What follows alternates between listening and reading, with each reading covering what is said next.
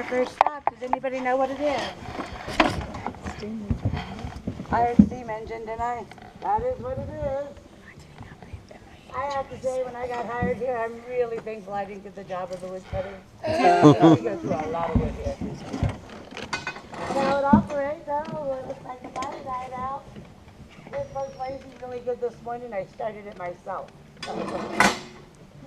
We keep a fire down here. It would heat water in the tank, create steam. It would go through the pipes, turn the pulleys, and it would run that generator right there. This was put in 1887. We are the first cave west of the Mississippi to have electricity inside the cave. We had electricity before the city of Springfield had electricity. Now Dunbar Cave over in Tennessee on the eastern side of the Mississippi did have electricity 1 month before we did. We like to be number one, so we're splitting hairs there. Or splitting the Mississippi anyways. It doesn't work today, but we do still have the Edison light bulbs that it once powered up in 1887. We kept those lights in effect until the early part of the 70s when we switched over to modern electricity. And we had modern electricity, I think in the 40s is when we got modern electricity. And then we switched over to different lighting. We now have LED lighting in the 70s, and we quit using the Edison bulbs. But they are still there. They are still wired into modern electricity, and they still work. I hear that those light bulbs never burn out. We've still got them to prove it. The generator doesn't work anymore, but we think it's kind of cool, so we give the whistle a cheer every time we enter the cave. I want that in my yard just for that alone. You know. It is 60 degrees inside the cave. It remains that way year round.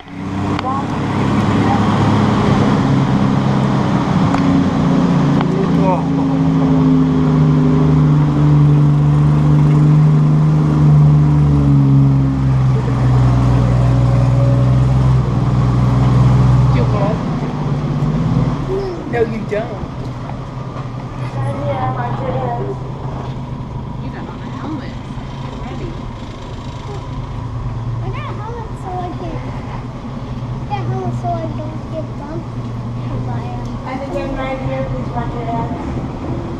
That's seriously dripping air now.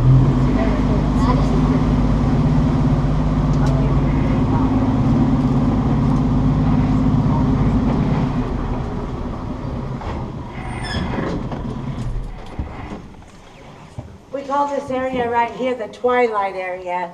We call it that because this is as far in as natural light reaches from the outside. Now we are just barely into the mouth of the cave there, as you can see. And already, if the lights were not on ahead of us, it would be pitch black up there and you would not see anything. Any little critters that might wander into the cave, do not go beyond this point. They seem to sense that there's nothing up ahead in the dark, there's no food source, and they are not interested in sticking around in here. They do occasionally come in to seek shelter from a storm or from a predator, but they quickly leave. They just sense that there's nothing in here, and there really is not, other than water and rocks. That's all we got. But over here I have a cool area off to the driver's side.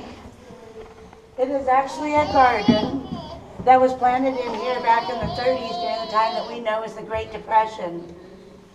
Times were tough, and even though the cave was open for touring, people didn't have money, nobody had jobs, people could not afford to take tours. They could barely put food on the table.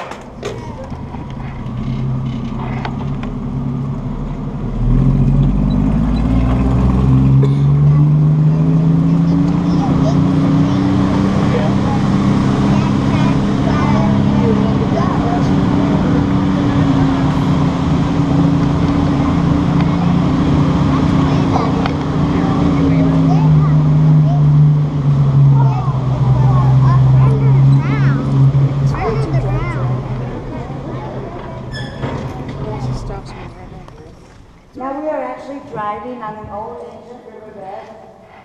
We haven't done much to this cave other than filling a few potholes, laying some gravel down on the riverbed, making passage a little easier, and adding some lights and dripping in here. We have left everything as natural as possible. It's never been dynamited out. This area has always been an open area. The only difference is the constant dripping from the ceiling does not create very many stalagmites on the floor because we're driving over them and displacing the minerals.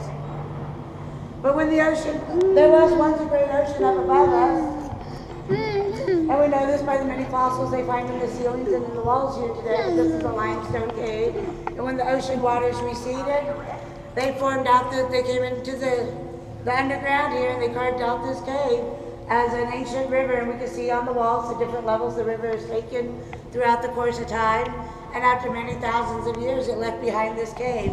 We don't know how old the cave is, but scientists have dated it between 1 and 3 million years is what I recently heard. I think that's pretty outstanding. And because it's limestone, it has lots of cracks and crevices and holes, as you can see. And over here it's rich in iron ore, which gives it that orange brown color. We call this slow stone. It looks like lava oozing in between the cracks of the limestone. We have quite an abundance of it over there on that side of the room. And then up here we have these little guys. We call these soda straws. They are long and narrow like a soda straw, and they're perfectly hollow inside as the water drips through the center and leaving the little bit of mineral that helps them form. And they are very rich in calcium carbonate, or calcite as we frequently call it. And over time, as they grow a little bit bigger, they will start to clog up in the center and become solid, and they will turn into stalactites like these guys over here. As you can see, you can probably see them glistening up there. That's water droplets getting ready to drip down. Somebody's gonna be lucky and catch a few of those. There's probably this, yeah, the people in my Jeep, I tend to park right underneath the dripper there. And then over here we have cave draperies or cave curtains. They are also a form of stalactite, and we remember the names of stalactites and tights in the ceiling. But we call this one an angel's wing because of the color and the shape it is. It's very pretty, and there's actually another one starting to form here next to it. Well, it's halfway formed, it's just not as big, it's only half the size. And this occurs where instead of the water dripping down through a hole, it actually follows a ridge along the ceiling and deposits the minerals in an even line, or an uneven line, but in a line. And, or it could fall through a crack. When you have a crack in the ceiling, water might drip consistently all in one area, creating these sheets like a bed, just putting a bed. This guy right here is a constant dripper. You can see how rapidly it's dripping. And it is like that 24/7, 365 days a year. It's never any different.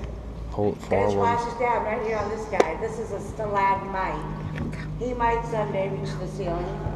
And if these two ever come together, they're going to form a column. They surely will in time, but we won't be here to see it. We certainly don't have time to wait today. Science tells us that these guys only grow about 150 years. Every 100 years. Now we might get an inch of height from the ceiling or a length from the slow dripping, but it's flashing with some force on this guy here. I'll let you show you my flashlight. And when there's flashes like that, it's so the road gets thicker on the whole outside. So it'd be like an ice cream on top of it.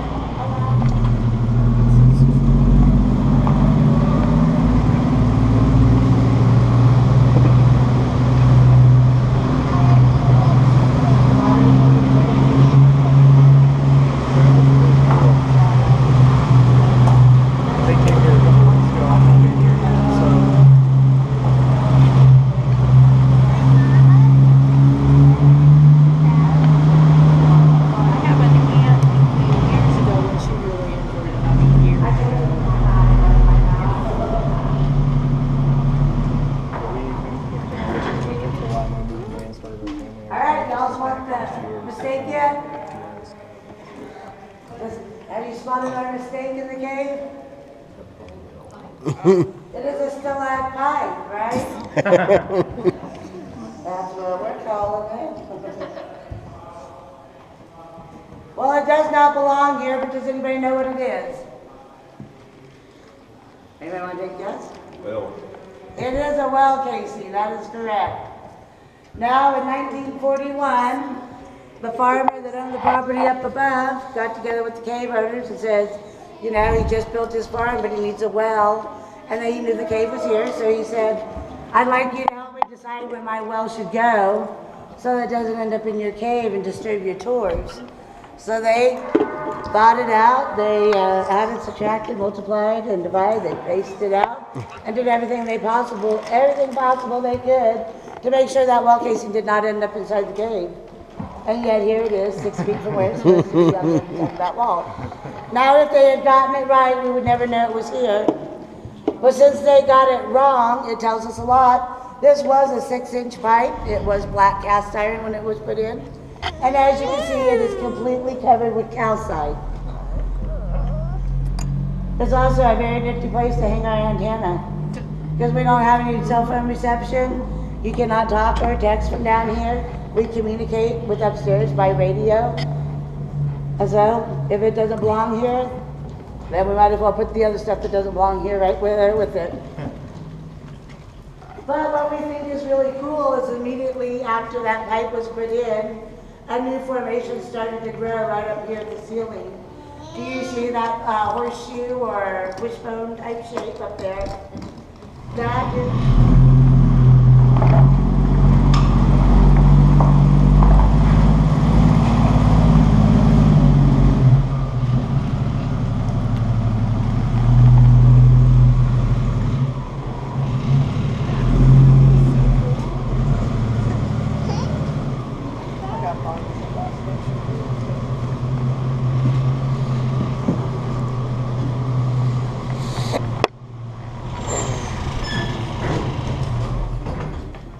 We'll be passing through this way again on our way out for those of you that might not have seen it.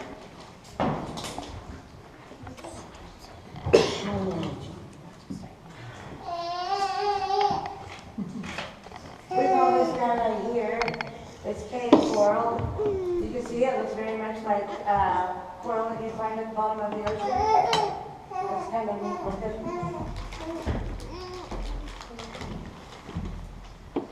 Now back in 1887,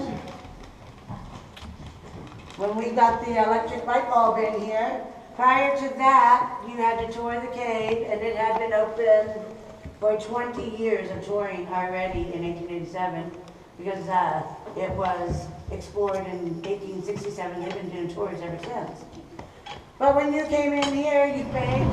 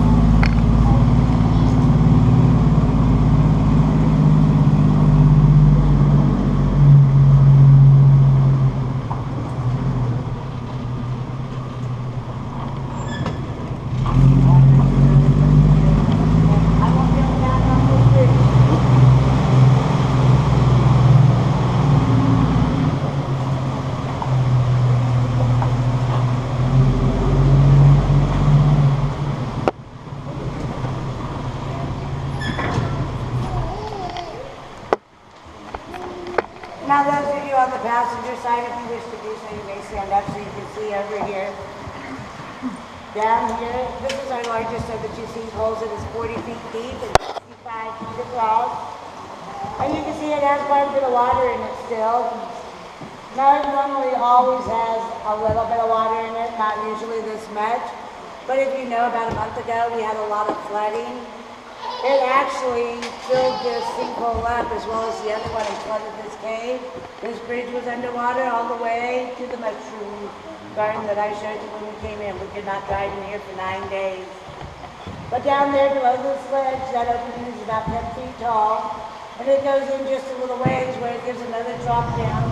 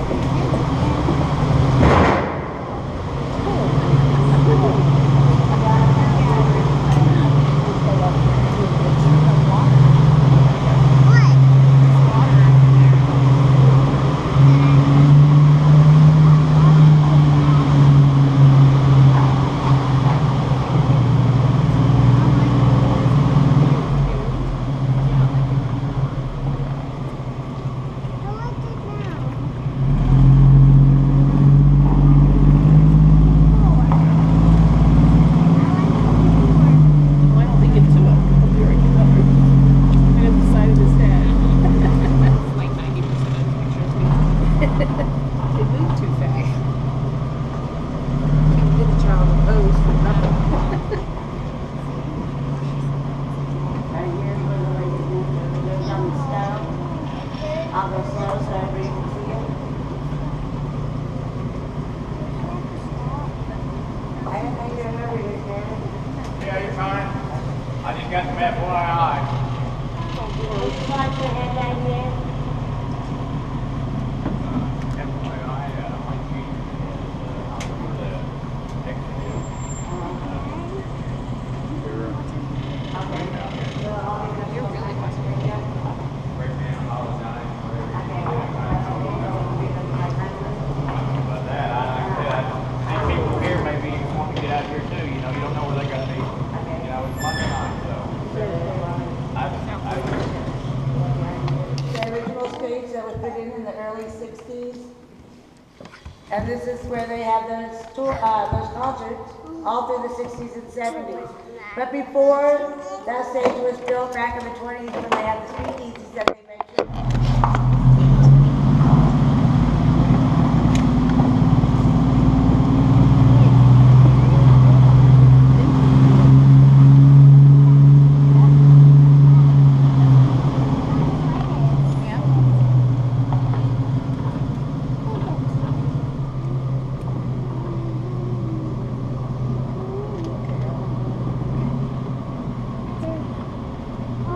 As we go through here, please watch your head. It is a low ceiling down through here.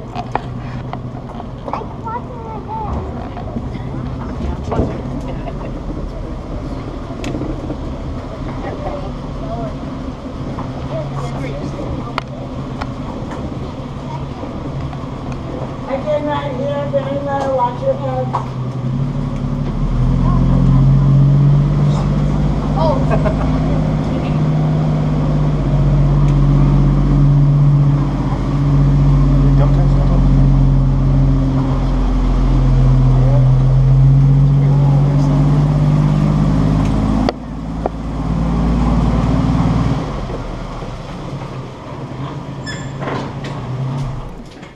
This area is known as the breakdown room. And then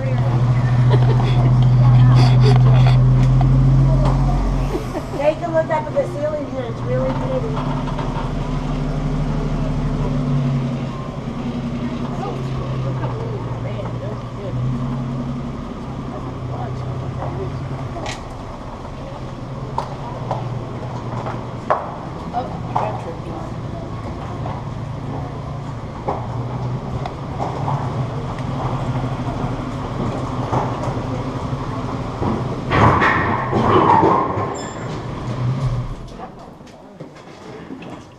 I didn't hit anything. I just hit my ramp, shaking loose.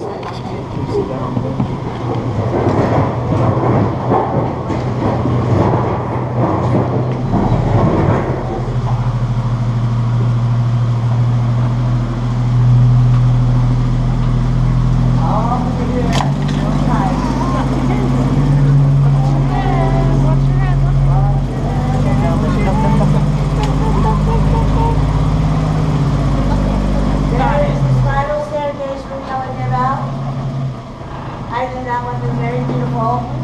Right here's a fun surprise rock. Please not let it surprise you.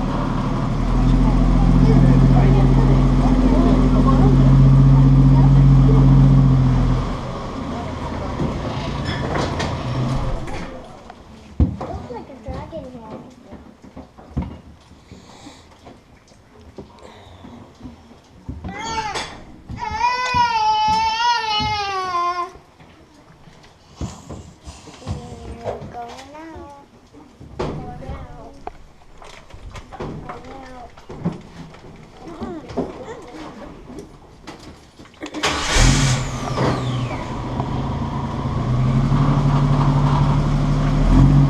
If you have not been tripped on yet, you still have a chance. As we go out, please watch your head all the way out.